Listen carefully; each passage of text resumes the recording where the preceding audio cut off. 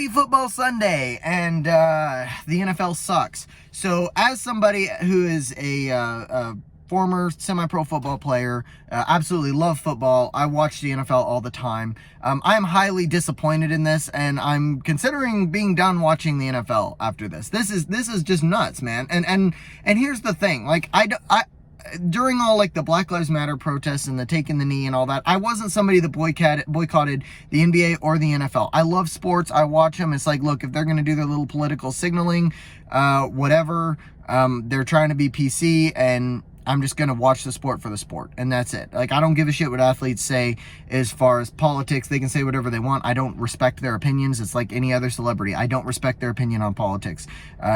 So whatever. I don't care.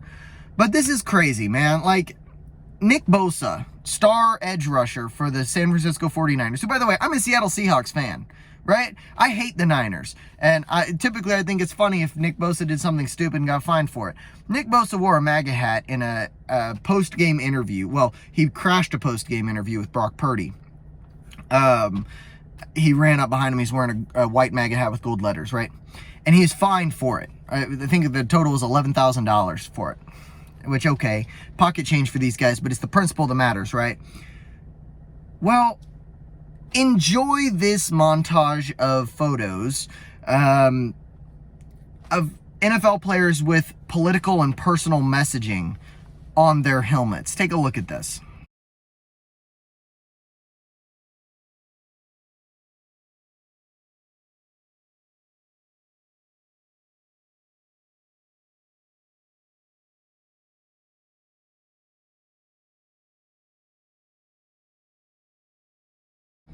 And then, of course, we have the classic Colin Kaepernick taking a knee.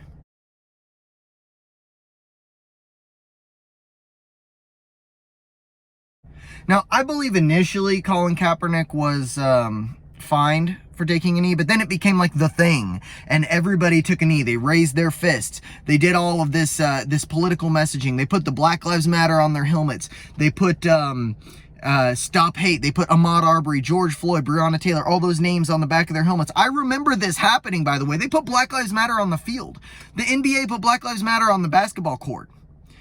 These major leagues have been doing the signaling, but then they're going to fine Nick Bosa for having a political or personal message on his hat during a post-game interview. Are you kidding me? Are you kidding? I didn't even know this happened until the day after when it went viral, because like I watched that post-game interview and you could hardly see the letters on it, but they were furious. By the way, at that same game where Nick Bosa did this, there were San Francisco fans that got turned away from the game for wearing MAGA hats, which kind of stupid. Stop bringing your politics into sports. I don't like that. I don't care what side you're on. Like, look, if the NFL wants to take politics away totally and say no political messaging, no personal messaging, I am a fan of that, actually. I don't want them to be able, we're watching them for football. Stop bringing your political messaging into it. And that goes for Nick Bosa as well. But if you're going to fine Nick Bosa for wearing a MAGA hat, you better find the rest of them for having these names and these political messages on their helmets, and you better stop allowing it. Apply the rules equally. That's what we're asking for. I don't care if Nick Bosa can't wear his MAGA hat in a post-game interview. I don't care. But what I do care about is if you're pushing one message, and all these coaches are wearing BLM shirts and things like that. They're putting BLM on the fields and on the stanchions along the side. And, you know, the NBA is putting BLM on their courts. I don't care if all that goes away, right? I don't put the MAGA stuff there. I don't care. I don't care at all.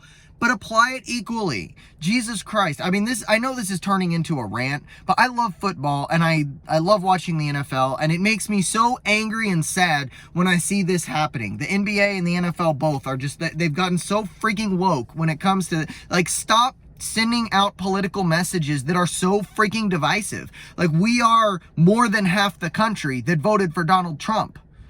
Who are you messaging to?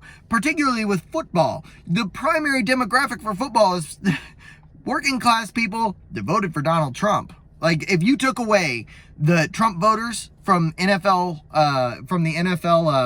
viewership, the NFL would fail.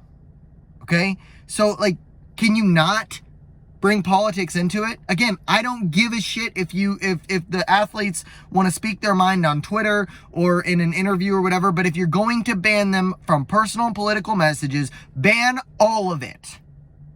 Stop playing favorites. That's about all.